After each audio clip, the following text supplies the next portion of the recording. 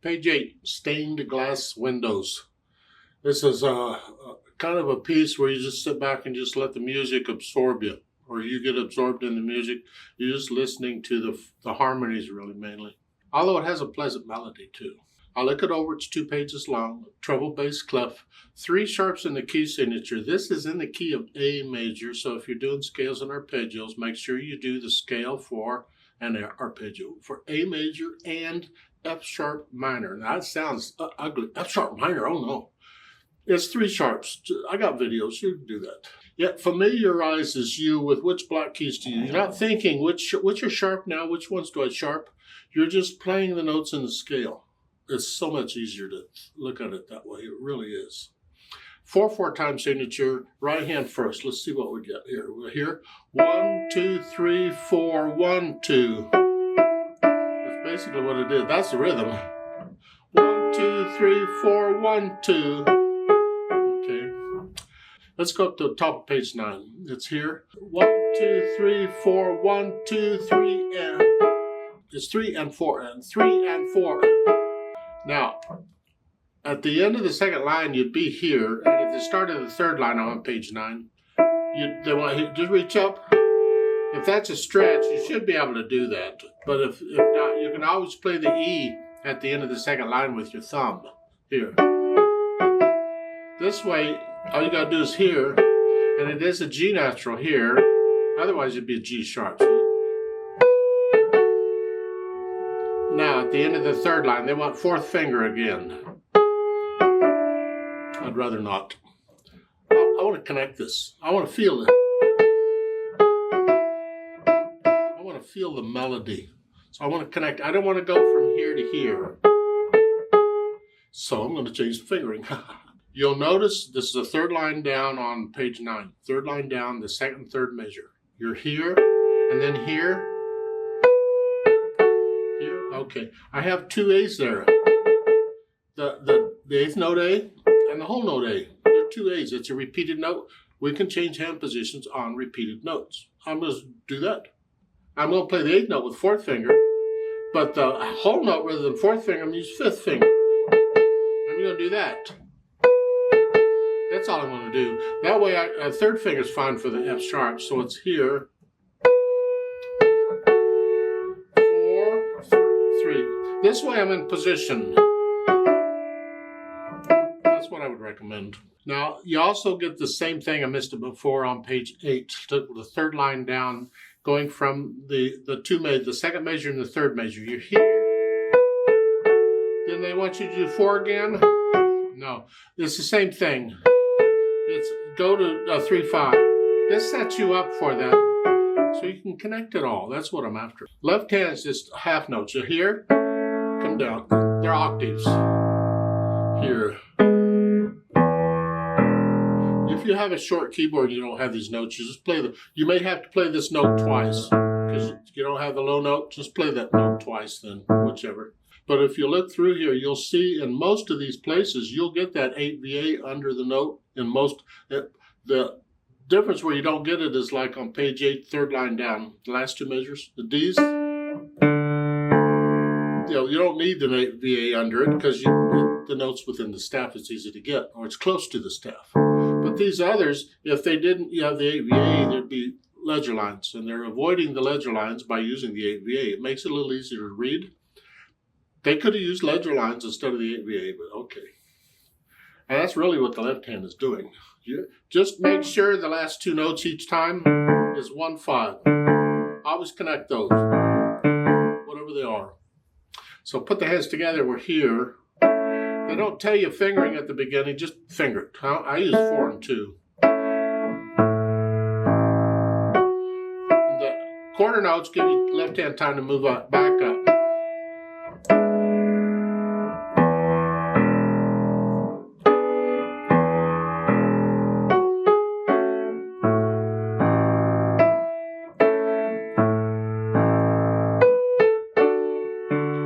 That's the piece throughout. Now once I have the heads together, and then I'll go back over it slowly, it's slow anyway, get rid of any hesitation so it's a steady beat. And then I add the articulation, and this is very connected. So I'm going to connect it. If you can hear where the phrases are, you can add the phrases. But I think the idea with this one is connect it all together. So always sound. And then the dynamics, mezzo forte at the beginning, and that applies to the melody. In this case is the right hand. This, soft. We want to hear this all the time at the beginning. When I'm doing this, I want to hear this. So here.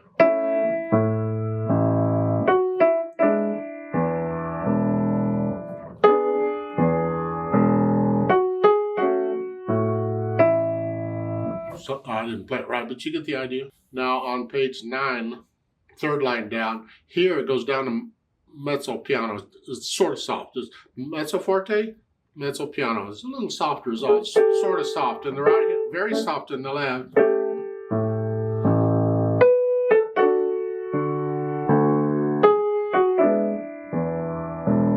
And the fourth line down to diminuendo, you're going down soft in the right hand. The left hand is super soft. And the last line you're going down even more.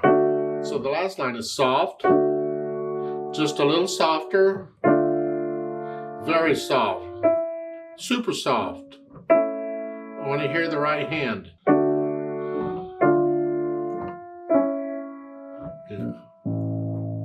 Yeah. So in the last two measures, when I'm doing this, I want to hear that. And that's very soft. Very gentle, very light. Don't come straight down. Come down at a nice stroke angle. That makes the key go down slower, and that will produce a softer tone. After the dynamics, then I add the speed. Andantino, I don't like andante. It's a little slower than Marato. Let's just go with that, okay? But it's the feel of it. Because this has got whole notes and half notes all over everywhere. And if I go 1, 2, 3, 4. 1, 2, 3, 4. 1, 2, 3, 4. 1, 2. That drags. That just goes, is it over yet? It's the feel of it. So these half notes and whole, you're actually almost going to feel the natural accents. 1, 2, 3, 4. 1, 2, 3, 4. 1, something like that. 1, 2, 3, 4. 1, 2. 4. I'm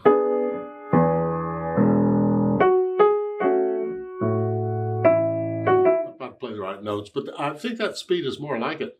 Well, that's a 1, 2, 3, 4. That's more like allegretto for the beat. But again, remember, speed doesn't necessarily apply to the beat. It's the overall feel of the piece. And because this has whole notes and half notes all over, it's going to speed that up. Now on top of all that, they've added pedal.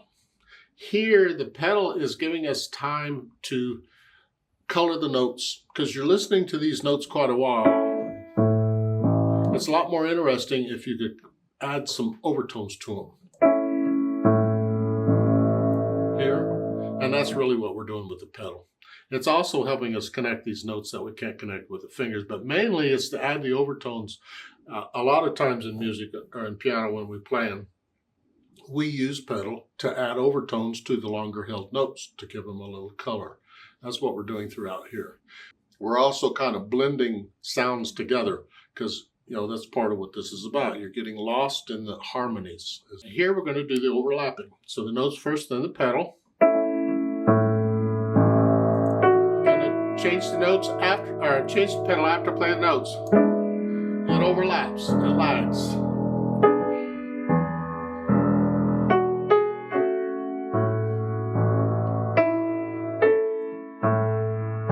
Like so. That's pedaling throughout.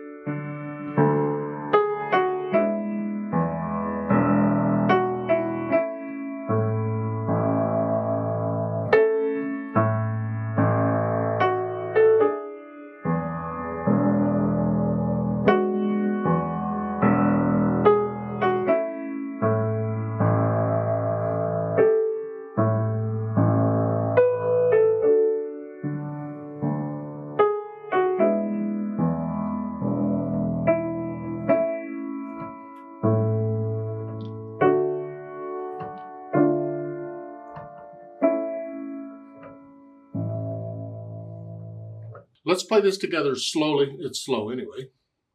Check the notes and the rhythms. I'm not doing any dynamics. There aren't much.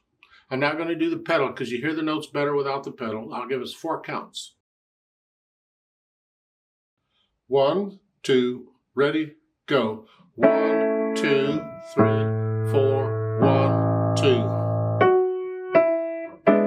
2, 3, 4, 1, 2, 3, 4. 2, 3, 4, 1, 2.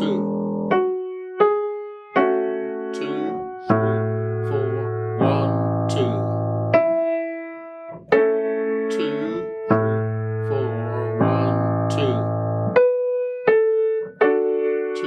3, 4, 1, 2. 2, 3, 4, 1, 2.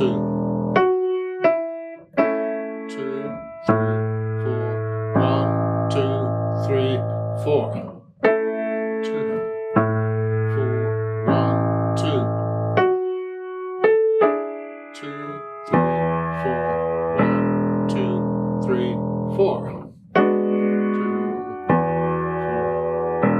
2 and 3 and 4 and 2, 4, 2, 3, 4.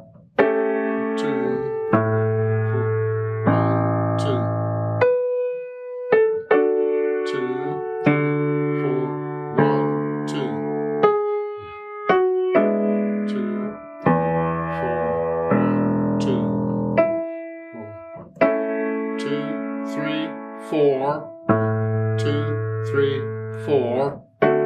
2, 3, 4. 2, 3, 4. 2, 3, 4. 1,